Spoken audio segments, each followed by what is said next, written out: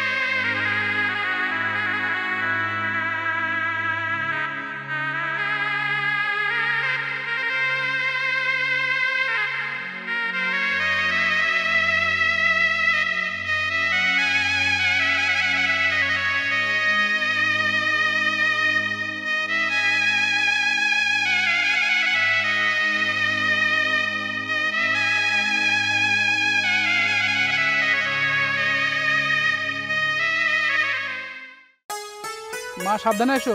আচ্ছা বাবা, তুই সাবধানে যা।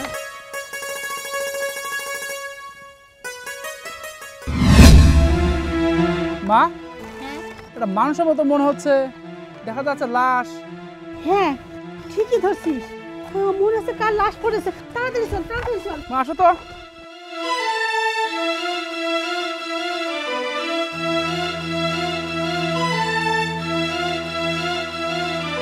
নিশাদ, মা দেখছি ভাইজানের লাশ।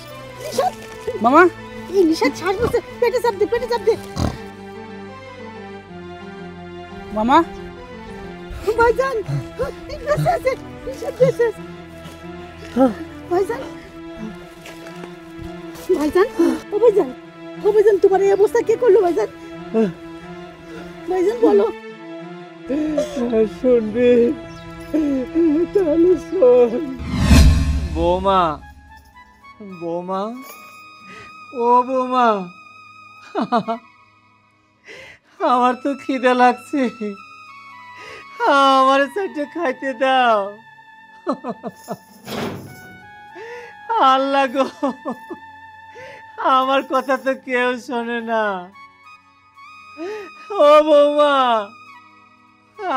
আমার কিসের জন্য বাইতে রাখছে, কত বড় তালা দিয়ে আমার আটকায় রাখছে। বৌমা কানে শোনো না, আমার খাইতে দাও। আমি আর কতদিন এই কষ্ট সহ্য করবো, আমার পেটের খিদা, একদিকে আমাকে নির্যাতন। আল্লাহ গো আল্লাহ।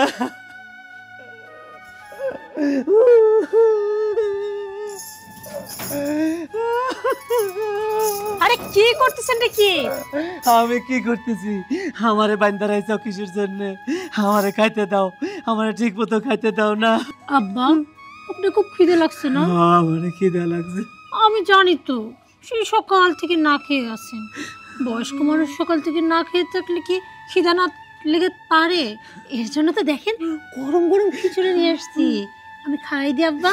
না গো, আমারে দাও, আমি খাই। আরে দিব তো।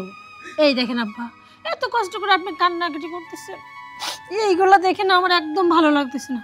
আমি তো কত করে আপনার ময়না পাখির মতো বোঝাইছি। আব্বা এক কাজ করেন, শুধু সম্পত্তিগুলো আপনার ছেলের নামে রেজিস্টার করে দেন, আমার নামেও তো বলে নেই। তাহলে দেখেন এত কষ্ট করে আপনার বাইসাইকেল বেরোও থাকে না, আবার সবসময় গরম গরম টাটকা খাবারও পাবেন, যখন যা চাইবেন তাই পাবেন। বলি কি আব্বা, তাহলে আপনার ছেলেকে কি বলবো কাগজপত্র সব রেডি করতে? না, আমি কখনো আমার সম্পত্তি আমার একটা ছেলের নামে দেব না। আমার একটা ছেলে তো প্রবাসী। হ্যাঁ বুড়ে, বুঝি না একটা জিনিস, হ্যাঁ সেই ছেলে তো প্রবাসে আছে, ও তো ভালো অবস্থায় আছে। তোর এই ছেলেটা যে না খেতে পারে মরে যাচ্ছে সেটা চোখে দেখছ না? হ্যাঁ সম্পত্তি নিয়ে কি তুই কবরে যাবি? না বৌমা, আমি কবরে যাব না। আমার যে ছেলে বাড়িতে থাকে সে তো কোনো কর্ম করে না, ও আর আমার সম্পদ করে নষ্ট করে ফেলবি, বেচে ফেলবি। আমি ওকে একা একা ওকে দেব না। দিবি না? না না, সত্যি দিবি না? না।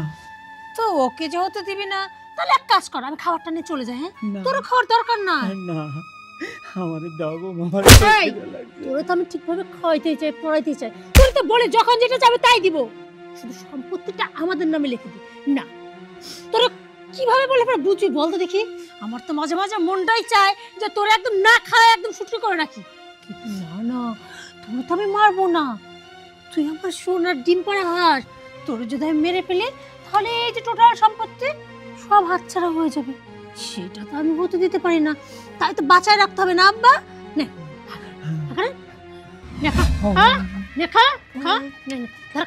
খাবি না মনে? হ্যাঁ বেশি করে খা, কত খাবি? খান গেল গেল, বেশি গেল খাবি না মনে? নে নে বলছে, নে নে নে নে গেল গেল বলছে, খাবি না মনে? হ্যাঁ গেল গেল গেল বলছে, কে গেলতিস না? হ্যাঁ গেল গেল, তোরে আজকে জম্মের মতো খাবো। খা খা খা বলছে, খা। হ্যাঁ খাবি না তুই, তোর আজকে জম্মের খাওয়ানো খাবো। হ্যাঁ জম্মের খাওয়ানো খাবো, দেখ। হ্যাঁ তোর জম্মের খাওয়ানো খাবো, খা খা খা খা। হ্যাঁ শোন, তুই কি ভাবছিস তুই এইভাবে থাকলে সব কিছু আমি ভুলে যাবো? অত সহজ না, যে করে হোক তোর থেকে তো আমি সম্পত্তি লিখে নেবো, মানে লিখে নেবো। কথাটা মাথায় রাখিস তুই। আর কতদিন তুই এভাবে না খেয়ে থাকতে পারিস সেইটা আমি দেখতেছি। এই কি ভাবছিস তুই? আমি তোর এইভাবে ছেড়ে দিব? তোর তো এইভাবে আমি ছাড়বো না, যে করে হোক এই সম্পত্তি আমার চাই, মানে চাই। তোর এইভাবে না খাওয়া খাওয়া ছিটকে করে ফেলবো।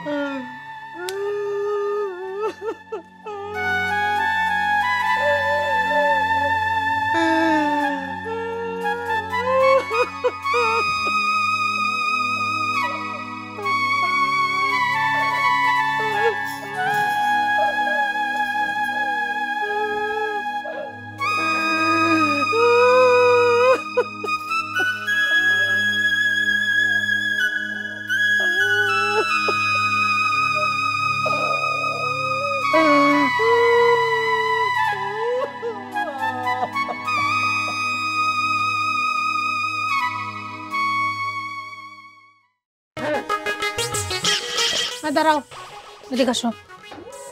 আরে যাচ্ছটা কই? আমার আর কি কাজ, বাজারে যাই, বন্ধু বান্ধবের সঙ্গে যাই, একটু আড্ডা দিয়ে আসি।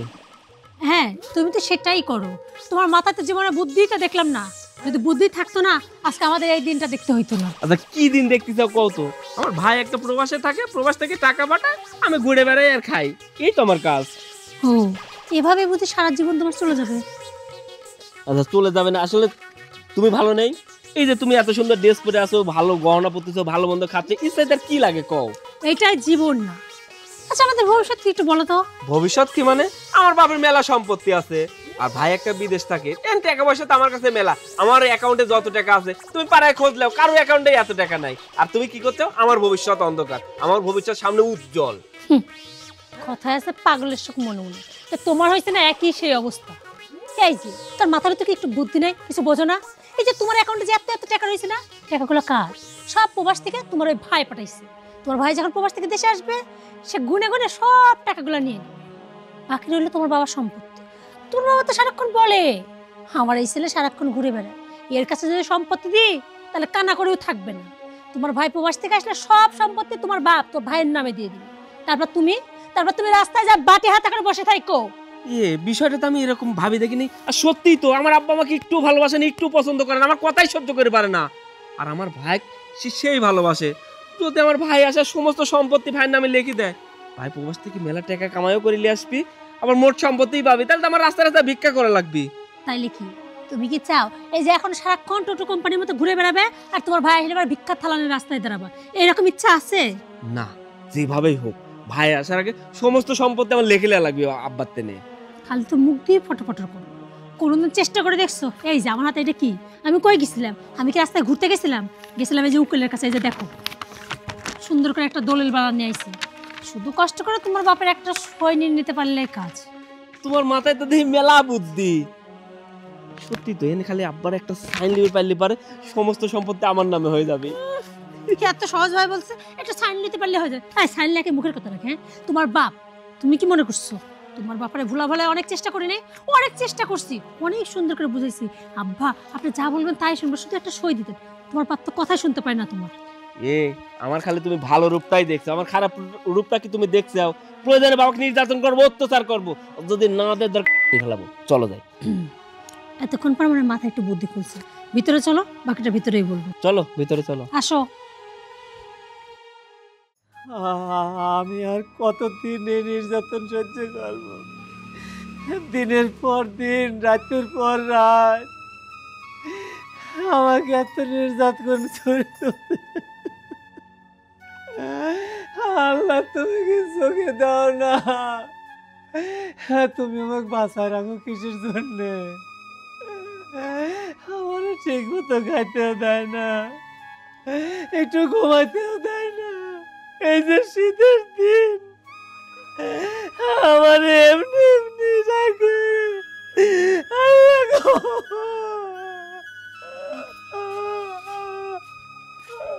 আব্বা, তোমার খুব কষ্ট হচ্ছে তাই না? হয় খুব বাজার, কষ্ট হচ্ছে। হয় এই, বাজার। তুমি বাবাকে খাইতে দাও না। আরে আমি তো আব্বা খাইতে দিতে ইচ্ছা, আব্বাই তো খাইতে চায় না। আমি কি করব বলো? জানেন তো আব্বা আজকে কি রান্না হয়েছে?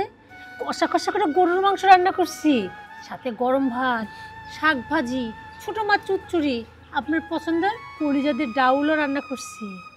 আমি বলি কি আব্বা, আপনি যদি আমার কথা শোনেন, একটু পর টেবিলে নিয়ে যে আপনার মজা করে খাইতে দিবেন, বাকিটা তুমিই বল।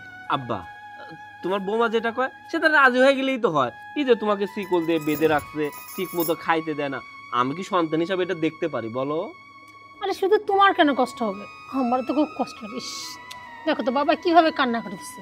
বাবা শোনেন, আপনি আর কান্না করতে হবে না, শুধু এখানে একটা ছোট্ট করে একটা সই করে দিবেন, তাই দেখবেন আপনার এই শিকল খুলে যাবে, আপনি মজা করে পেট ভরে খাইতে পারবেন। এই না না আব্বা, না, আমি সই করব না, কখনো সই করব না। কেন সই করবি না? আমার সই তোকে করতেই হবে।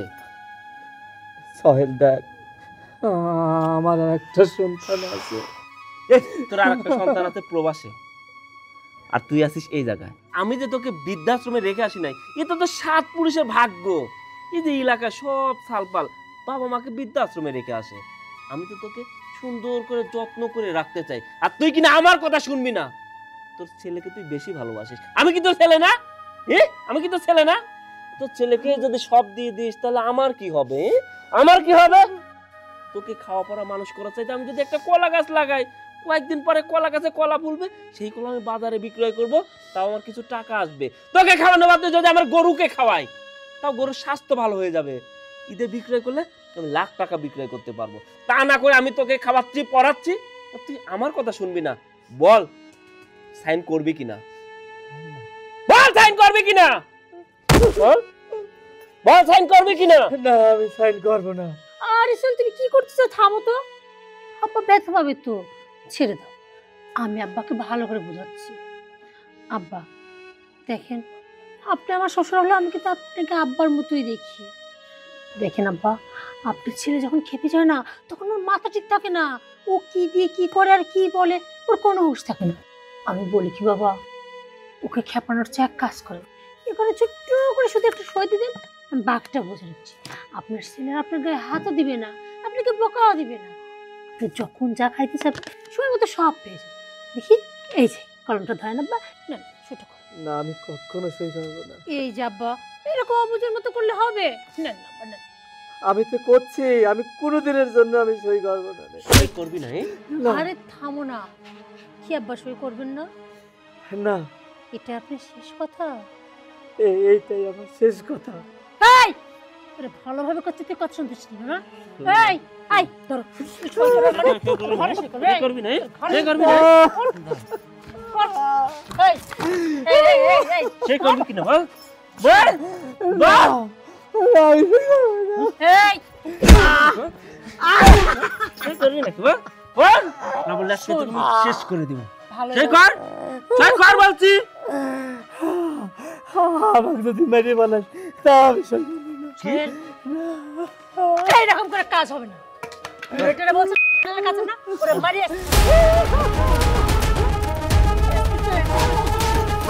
বল সে করবি কি না? বল সে করবি কি না?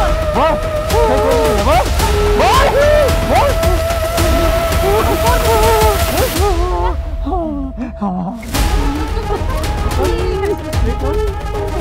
সে কর।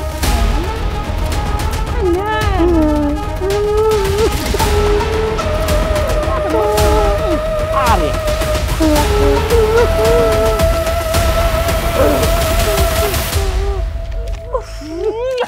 স্যার অনেক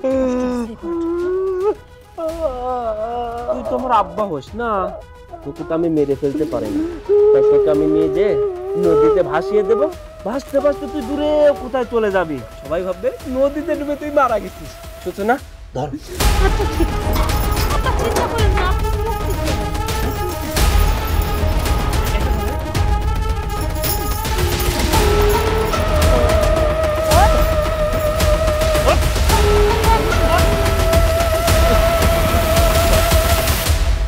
চল বাবা তোরা আমাকে করে নিয়ে যায়।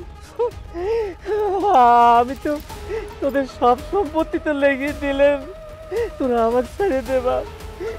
আমার তুই যেদিক আমি সেখানে চলে যাব। আমি কোনোদিন তোর সামনে আর আসবো না বাবা।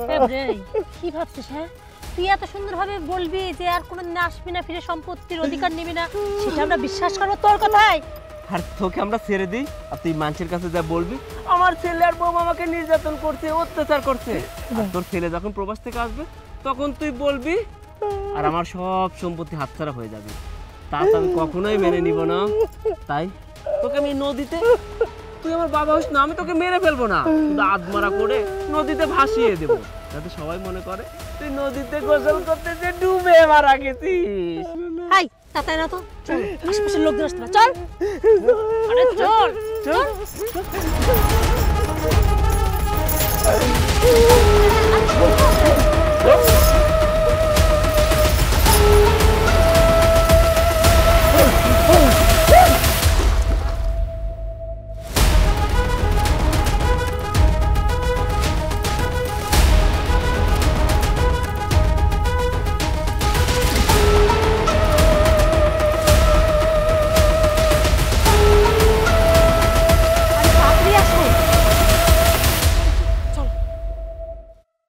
শুনলি তো সোহেল, সোহেল আমাকে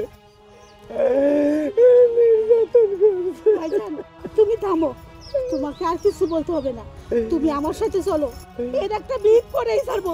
নিশাদ তোর মামাকে ওঠা। দাঁড়া মা, এখন না, এভাবে না। এখন যদি যাও তাহলে সোহেল ভাই তোমাকে অপমান করে বাড়ি থেকে বের করে দেবে। আমি একটা কথা বলি, সেটা শোনো। বল। আচ্ছা ঠিক আছে, তোর মামাকে আগে ওঠা। ভাইজান ওঠো। মামা ওঠো।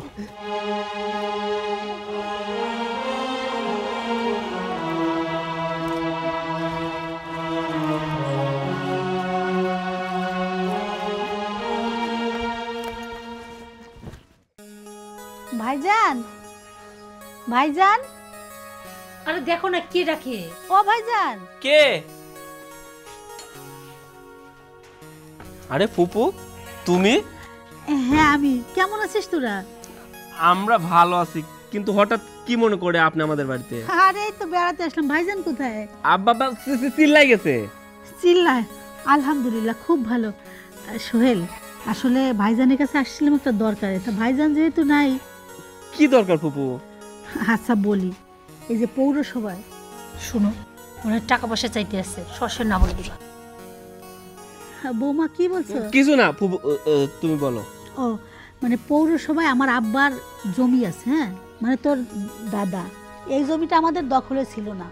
তোর দাদা মারা যাওয়ার পরে তোর আব্বা এই জমিটার খোঁজও জানে না। এখন এই জমিটা তারা বিক্রি করতে গেছে, এখন মালিকানা খুঁজতে খুঁজতে দেখে আমার আব্বার নাম মানে তোর দাদার নাম। এখন এই জমির উত্তরাধিকারী একমাত্র তোর বাবা আর আমি। এখন ওই জমিওয়ালা তো খুঁজতে খুঁজতে কার কাছ থেকে নাম্বার নিয়ে আমাকে ফোন দিছে। তা আমি ভাইজানকে অবশ্য অনেকবার ট্রাই করছি, ফোনে পাইনি, এই জন্য বাড়ি পর্যন্ত আসলাম। আর ভাইজান যেহেতু নেই, তোর সইটা হলে বড়ই ভালো হবে। বাবা আমি কাগজপত্র নিয়ে আসছি, তুই শুধু সইটা করে দে, তাহলে আর কোনো ভেজাল থাকবে না। ফুপু, তুমি কিন্তু একটা ভালো কাজ করেছো। এত টাকার একটা সম্পদ, অথচ আমরা জানিই না। আমার আব্বাও কিন্তু কখনো বলেনি যে এই এত দামি একটা সম্পদ আমাদের আছে। যাই হোক, তুমি যেহেতু কাগজটা নিয়ে আইছো, আমি সাইন করে দিচ্ছি, না কি বলো? আরে বাবু, হ্যাঁ তাড়াতাড়ি কাগজটা দাও, সাইনটা করে দাও তো। ফুপু তাড়াতাড়ি দাও, কাগজটা দাও, সাইন করে দিই। নে ধর তাড়াতাড়ি ধর করো তো। পেনটা নে। তাড়াতাড়ি সাইন করলে টাকাগুলো তাড়াতাড়ি আসবে। এই যে এখানে একটা, হ্যাঁ এই যে এখানে একটা, এই যে এখানে একটা। ভালো করে দেখে সাইনগুলো দিও। এই তো হয়ে গেছে। ফুপু, বলছিলাম কি, টাকা পয়সা কবে দিবে? এই যে সইটা করলো, তারপরে এটা নিয়ে রেজিস্ট্রি অফিসে গেলেই ওদের রেজিস্ট্রি করে দিলে আমরা টাকা পাবো। আচ্ছা, টাকা তো আমরা পাবোই। ফুপু অনেকদিন বাদে আমাদের বাড়িতে আসছে। ফুপু চলো ভিতরে চলো। শোনো, ফ্রিজ থেকে মাংস বের করে তুমি তাড়াতাড়ি কষাকষি করে রান্না করবা কিন্তু। আরে তুমি চিন্তা করো শুধু মাংস কেন, ফুপু আর কি পছন্দ করে বলো। আর তাছাড়া শোনো, শুনছিলাম ফুপু তো দই পছন্দ করে, তুমি বাসা যায় দই আর মিষ্টির ব্যবস্থা করতে যাও। আচ্ছা যাচ্ছি, ভিতরে চলো। আর আমি ফুপুকে নিয়ে যাচ্ছি, তুমি বাজারে যা তাড়াতাড়ি টাটকা দই নিয়ে আসবে। হ্যাঁ আচ্ছা, তুমি মিষ্টি তাড়াতাড়ি নিয়ে রান্না এসো। করো কিন্তু। আচ্ছা ফুপু।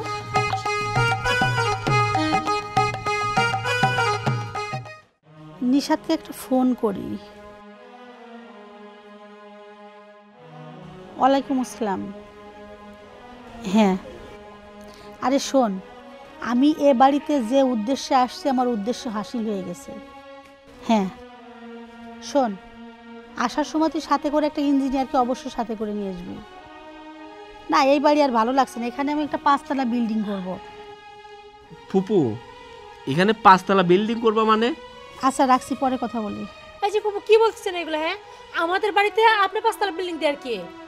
হ্যাঁ, আমাদের বাড়ি আমাদের ঘর, আর তোমার পছন্দ হচ্ছে না, তুমি ভেঙে এই জায়গায় 5 তলা বাড়ি করবা মানে? বুঝলাম না। তোর বুঝতে হবে না, সময় হলে বুঝবি। তোমার ফুপু মনে হয় ভুলে যাচ্ছে যে এই বাড়িতে তোর ফুপু বেড়াতে আসছে। উনি ভাবছে এটা উনারই বাড়ি, উনি যা খুশি তাই করতে পারবে। উনার মনে হয় মাথা খারাপ হয়ে গেছে। মাথা আমার খারাপ হয়নি, মাথা খারাপ হচ্ছে তোদের দুজনের। এই বাড়িটা কালও তোমাদের ছিল, যখন সোহেল পেপারসে সই করে দিয়েছে তখন থেকে আর এই বাড়ি তোমাদের নেই। এই বাড়িটা একমাত্র আমার। ফুপু, আমি না তোমার রক্ত? তুমি আমার সঙ্গে এমন বেইমানি করতে পারলা? আমাকে ফাঁকি দিয়ে আমার সমস্ত সম্পত্তি তুমি নিজের নামে লিখে নিলা। রক্ত? বেইমানি? আরে যে ছেলে নিজের বাপের সাথে বেইমানি করতে পারে, আর আমি তো তোর ফুপু, আমার ভাস্তের সাথে বেইমানি, এটা তো কোনো বিষয়ই না। আমি আমার বাবার সঙ্গে বেইমানি করছি মানে? আমি আমার বাবার সঙ্গে বেইমানি করতে যাবো কেন? আমি আমার বাবাকে কত যত্ন করি। দেখো, আমার বাবাকে আমি চিল্লাই পাঠাইছি, আমার বাবা ইবাদত বন্দেগী করতেছে। হ্যাঁ তোমার বাবা ইবাদত বন্দেগী করতেছে নদীর পানিতে ভেসে ভেসে। কি বলতেছেন এই সব ফুপু? কিছু তো আমরা বুঝতে পারতেছি না। তোমরা কিচ্ছু বুঝতে পারবে না, কারণ তোমরা যে ছোট খুকা, হ্যাঁ আর খুকি, তোমরা কিচ্ছু বুঝতে পারবে না। সময় হলে সব বুঝতে পারবে। নিশাদ, এই নিশাদ তোর মামাকে নিয়ে আয় তো।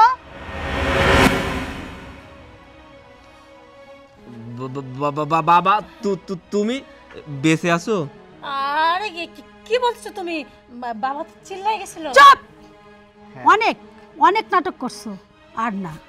হ্যাঁ, রাখি আল্লাহ মারে কি, তুই আমাকে মারার জন্য অনেক চেষ্টা করছিস, আমার থেকে সই নেওয়ার জন্য অনেক চেষ্টা করছিস, কিন্তু দেখ আল্লাহ আমাকে এখনো বাঁচায় রাখছে। তুই মারার কে? হ্যাঁ ইয়ে মানে আপনি কিভাবে বেঁচে গেলেন? আপনি তো বাঁচার কথা ছিল না। ঠিকই বলছিস বাবা, তোর বাবার তো বাঁচার কথা না। তোরা যেভাবে তাকে নদীতে ফেলে দিয়েছিলি, তোরা তো ভেবেছিলি কুমিরে মাছে তাকে খেয়ে নেবে, কিন্তু ওই যে রাখে আল্লাহ মারেকে। আর কিভাবে বেঁচে গেল শুনবি? তাহলে শোন।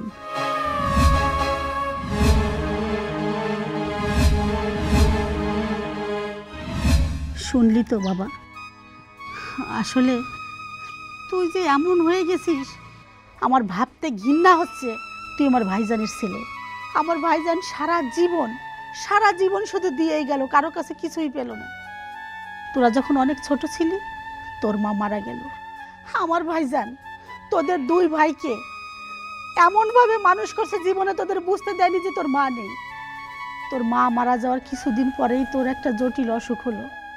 ওই অসুখটার জন্য আমার ভাইজানের রাতে দিনে কখনো ঘুম ছিল না চোখে। তার মুখে এক মুঠো অন্ন তুলতো না, যে আমার সোহেল যতদিন সুস্থ না হবে ততদিন আমি কিছুই খাবো না। আর তুই সেই ছেলে আমার ভাইজানের বুকে চাকু ধরে মারতে চাস। তুই আমার ভাইজানকে নদীতে ফেলে দিছিস। কি করে পারলি? এত পাষাণ হতে সি। তোর মা মারা যাওয়ার সময় বলেছিল আমার ভাইজানকে, আমার ছেলেরা যেন কোনোদিন কষ্ট না পায়। ভাইজান শুধু একটা কথা রাখতে গিয়ে শেষ পর্যন্ত তাকে নদীর পানিতে ভাসতে হয়েছে। সোহেল, একটা বারো কি ভাবছিস? একটা মানুষ যখন দুইটা দায়িত্ব পালন করে, মা এবং বাবার, সেই মানুষটার কত কষ্ট হয় জানিস সোহেল? আমার ভাইজান তার জীবনে দ্বিতীয় বিয়ে কেন করেনি? শুধু তোদের দুই ভাইয়ের জন্যে, যে আর একটা নতুন বউ আসলে সে তোদের সন্তান বলে স্বীকৃতি দেবে কিনা, সে তোদের কতটা ভালোবাসবে। ভাইজান একটা চিন্তা করে তার জীবনটা শেষ করে দিল। আর তোরা বলছি কেন? তোর ছোট ভাই ও প্রবাসে থাকে। ওর যখন একটা উঠতি বয়স ছিল, ওর খেলাধুলার বয়স ছিল, মাঠে ফুটবল খেলবে, ব্যাডমিন্টন খেলবে, সেই বয়সে সে দূর প্রবাসে চলে গেল। এত কষ্ট করে টাকা রোজগার করে বাংলাদেশে পাঠায়। আর তুই বড় ভাই হয়ে কি করিস? ওই টাকা দিয়ে ফুর্তি ফার্তা করে চলে বেড়াস। একটা আবার ভাবিস না যে আমার ছোট ভাইটা কোথায় আছে, কিভাবে আছে। আর এতটুকু দ্বিধা করলি না যে তোর বাপটাকে তুই এটা করবি? কি করে পারলি? তুই কি সন্তান? তুই সন্তান নামের কলঙ্ক, তুই কুলাঙ্গার সন্তান।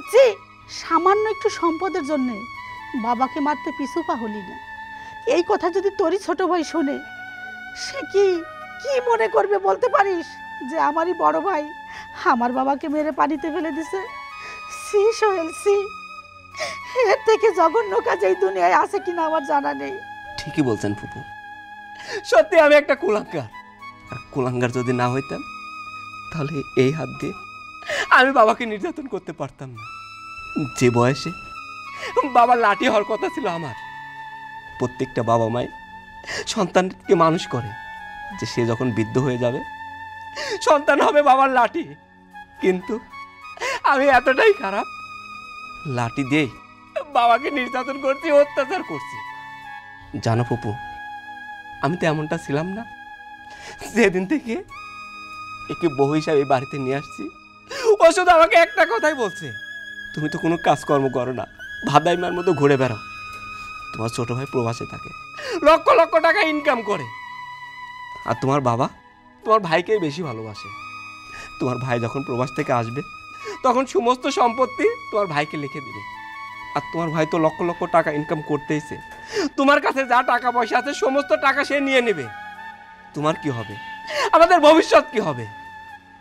আর ওর কথা শুনে আমি আমার বাবাকে নির্যাতন করছি।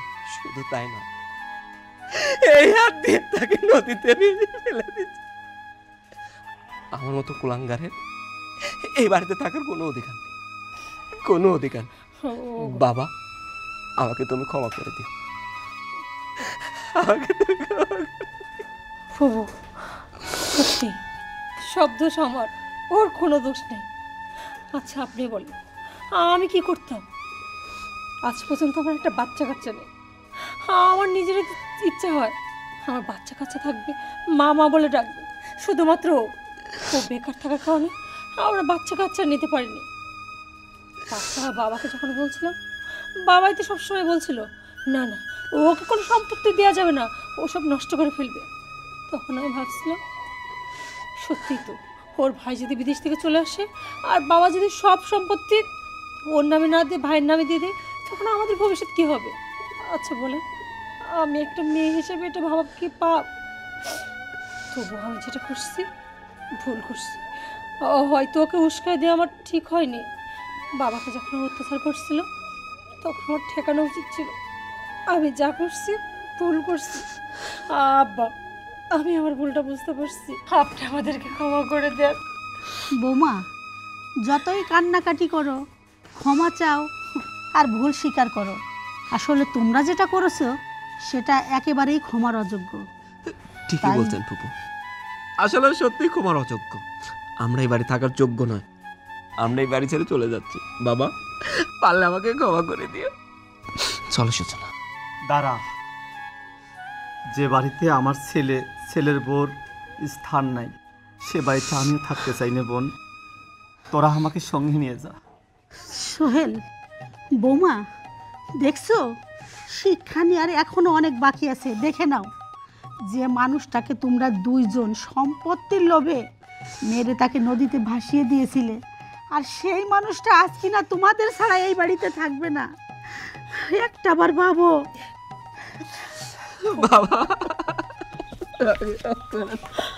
আর লজ্জা দিন।